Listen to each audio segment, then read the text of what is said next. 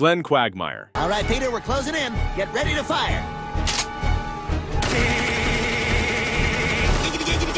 Quagmire, Quahog's infamous ladies' man, claims over 1,000 conquests and has betrayed nearly every friend doing it. He's hooked up with Bonnie, Loretta, Carolyn, and even won Lois's heart in an alternate future. Giggity is fun, until your best friend's wife is involved. Somehow, nobody's stopped him, yet.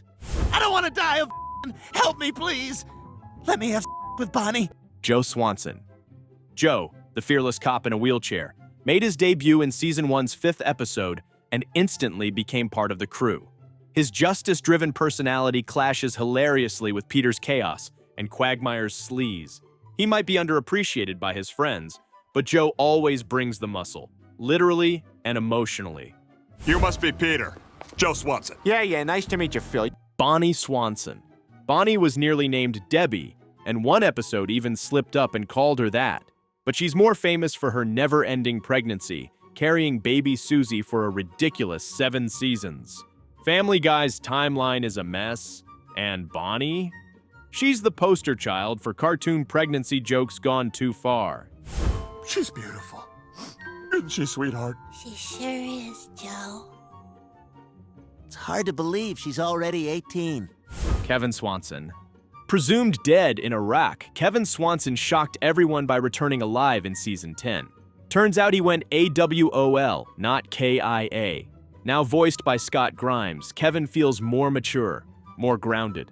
He's one of Family Guy's most serious side characters, when he's not being totally forgotten between episodes. I guess we got some catching up to do, huh? Hope you don't get scared when I scream and have night terrors. Cleveland Brown. Cleveland's chill demeanor made him a fan favorite. Voiced by Mike Henry for nearly 2 decades, he got a respectful recast when Arif Zahir took over in Season 19. The transition honored Cleveland's legacy while pushing for better representation. He's still calm, kind, and quietly funny, despite Quahog's never-ending madness. This is terrible. I have such a hard time saying goodbye. Roberta Tubbs. Roberta had a strong presence in the Cleveland show, but barely exists in Family Guy post-return. She hasn't spoken a single line since the family moved back. Not written out, not featured, just awkwardly silent. For a character full of sass and teen drama, her disappearance remains strangely unexplained. Somebody colored in your Jesus. Somebody colored in your ass with too much ass, fat ass. Mort Goldman. The uptight, anxiety-riddled pharmacist Mort is voiced by Johnny Brennan, one half of the prank call comedy duo The Jerky Boys. His signature nervous energy? That comes straight from Brennan's Saul Rosenberg character, giving Mort that panicked, nasal, always a little too close to a breakdown vibe. Thank you very much. Muriel Goldman. Muriel, Mort's wife, may not have been central to many stories, but her brief appearances had lasting consequences. She was quietly wiped out in a murder mystery episode, one of the few major characters to be offed like that. Her most memorable connection? She's the aunt of Jennifer Love Hewitt. Yep, really. Peter, this is our niece, Jennifer Love Hewitt. Nice to meet you. All right, I'm getting up. Neil Goldman. Neil's obsession with Meg never seems to fade, but here's the inside joke. He's named after Neil Goldman, one of the original writers for the show. Meta humor at its finest, and maybe a subtle jab at anyone who's ever been that awkward nerd in high school. You rejected me too many times, Meg. I couldn't wait for you forever. Tom Tucker. The ever-smug anchorman Tom Tucker might be a local news guy, but his delivery is anything but ordinary. Surprisingly, fans aren't the biggest fans of his voice. According to Seth MacFarlane, it's the least requested voice he does, even though Tom's been a regular since Season 1. Diane Simmons. Tom's co-anchor, Diane, took a dark turn in Season 9 when she was revealed as the surprise murderer in a classic whodunit parody. With her departure, she took down a handful of other named characters, including Muriel and actor James Woods. Her body count? Higher than Stewie's in most episodes. Did the cork hit me? Joyce Kinney. Diane's replacement, Joyce, came with her own twist. She's the same age as Lois, meaning they were high school classmates. This detail was slipped into an episode, but changes how viewers perceive her character, especially after Diane claimed she was fired for aging out of the business. pushing Channel 5 News to replace me with a fresh young face. Ollie Williams. It's gonna rain! Ollie might only get one-liners, but there's a tragic backstory hiding behind those shouts. Apparently, he used to speak in long, eloquent sentences, until years of alcoholism reduced his communication to aggressive outbursts. Who knew the weatherman had layers? Trisha Takanawa. The always monotone and composed Trisha is Quahog's on-scene reporter, usually introduced with her full title, Asian reporter Trisha Takanawa. Oddly, she breaks that composed exterior whenever David Bowie is involved. Seriously, one mention of Ziggy Stardust and she melts. Oh, make love to me, Ziggy Stardust! I take you home. I make you fish ball soup. Ernie the Giant Chicken. Peter's longest-running feud isn't with a politician or family member. It's with a chicken. Their fights are legendary, spanning full episodes and entire cities. Originally, Ernie was supposed to be killed off in season 10, but the idea was scrapped to keep him around for a potential Family Guy movie. Consuela. Consuela didn't start off as a recurring character. She first appeared in a cutaway gag, but her no routine became so iconic, she was brought into the main storyline. Since then, she's become a recurring housekeeper, negotiator, and pledge addict. Literally. Here's $40 if you leave right now. No, I stay. Bruce. Bruce might be the most employed man in Quahog. Seriously, he's had at least 14 jobs, ranging from Halloween store clerk to couples counselor. He's everywhere. And somehow, always sweet, always soft-spoken, and just a little too calm for whatever chaos is going on. Herbert the Pervert. Arguably one of the most controversial characters in the show, Herbert was originally intended to be a creepy bus driver, but the show decided that giving this man access to children wasn't the best look, so they turned him into Chris's unsettling neighbor instead. Probably better? Get your fat ass back here. Seamus Levine. Made entirely of wood and missing both hands, Seamus is still shockingly functional. He even has a working cell phone. And if you ever wanted to prank call Quahog residents, here's a detail. His full phone number was revealed in season 16.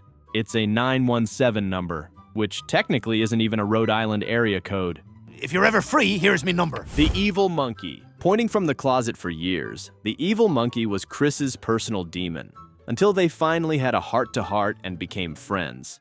He's even got a real name, or he almost did. Friendship is the best thing ever, except for best friendship, which is a little better. Writer Danny Smith wanted to name him Gunner, but the staff couldn't stop laughing. Greased-up deaf guy. You're never gonna catch him. That's his thing. But he wasn't always greased up or deaf. A flashback revealed a tragic accident where grease burns left him hearing impaired. If this were a superhero origin story, he'd be a vigilante. You're never gonna catch me. You're wasting your time. Forget about it. Instead, he's just slippery and impossible to arrest. Principal Shepard. This poor man has been through 3 divorces, each time more painful than the last. Whether he's fighting with an ex-wife over custody or getting roasted in court, Principal Shepard might have the worst luck in the show, outside of Meg, that is. Didn't kill my wife. She just texted me today that she's moved out and she's banging my cousin. Connie D'Amico. Queen Bee of James Woods High, Connie started out with a different last name, Mercedes, but Mila Kunis, Meg's voice actress, had trouble pronouncing it, so the writers changed it to something easier. Behind-the-scenes efficiency at its finest. Don't ever listen to me talk. You don't deserve my work. Death. Death isn't just a one-time joke character. He nearly landed the role of the Emperor in Family Guy's Star Wars parody. They even storyboarded it. But ultimately, they swapped him out for Carter Pewterschmidt. Still, the Grim Reaper with commitment issues is a fan favorite. Jerome. When Cleveland left for his own show, Jerome stepped in as the token new friend for the group. Turns out he's got an Olympic past. He won a bronze medal in the 1984 Games. How is that not a full episode? Missed opportunity. Ida Davis, formerly Dan Quagmire. Before transitioning, Ida was Glenn Quagmire's father, a decorated Vietnam pilot. Her design was heavily inspired by actor Paul Bettany. Yes, Vision from the Marvel Cinematic Universe.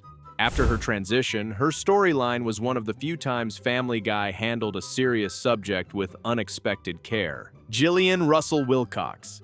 Jillian is sweet, beautiful and not the brightest. But she did move on from Brian and married Derek, who was killed in a later episode. Unseen in the final cut, the extended version revealed she was pregnant with Derek Jr., making her one of the show's few characters with a hinted future. Sorry, but I'm in love with Derek now. It's too dangerous, especially with Derek Jr. on the way. Judge Dignified Q Blackman, the stern voice of the law in Quahog. But what does the Q stand for? Nobody knows. What we do know is that his doppelganger, a white judge with the same voice and appearance, occasionally fills in. Coincidence?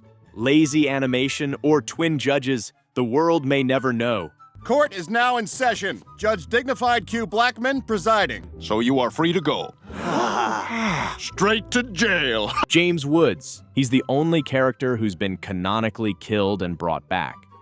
The actor himself voices his animated counterpart, who was stabbed to death in one episode, only to be resurrected later thanks to Hollywood magic. He's chaos incarnate, and it works. In accordance with Hollywood law, her life force was infused into me, bringing me back from the dead. Angela. Voiced by the late Carrie Fisher, Angela was Peter's boss and one of the show's few grounded adult characters. After Fisher's passing, the character was respectfully written off, a rare emotional moment for Family Guy. She also voiced Mon Mothma in one of the Star Wars specials. The Emperor has made a critical error, and the time for our attack has come. Opie. He may not say much, but Opie apparently has a full vocabulary when he's sober. A single episode where Quahog raises the drinking age reveals that Opie's choppy speech is due to years of being buzzed. And I'm actually thinking about resuming my actuarial practice. Oh my God, he's just been drunk this whole time? And there it is. One unforgettable fact for every memorable and even a few forgotten character in the Family Guy universe. Whether they're major players or one-liner legends, each has left their mark on Quahog in some bizarre, brilliant way. Turn on notifications so you don't miss out on any uploads. And as always, thanks for watching.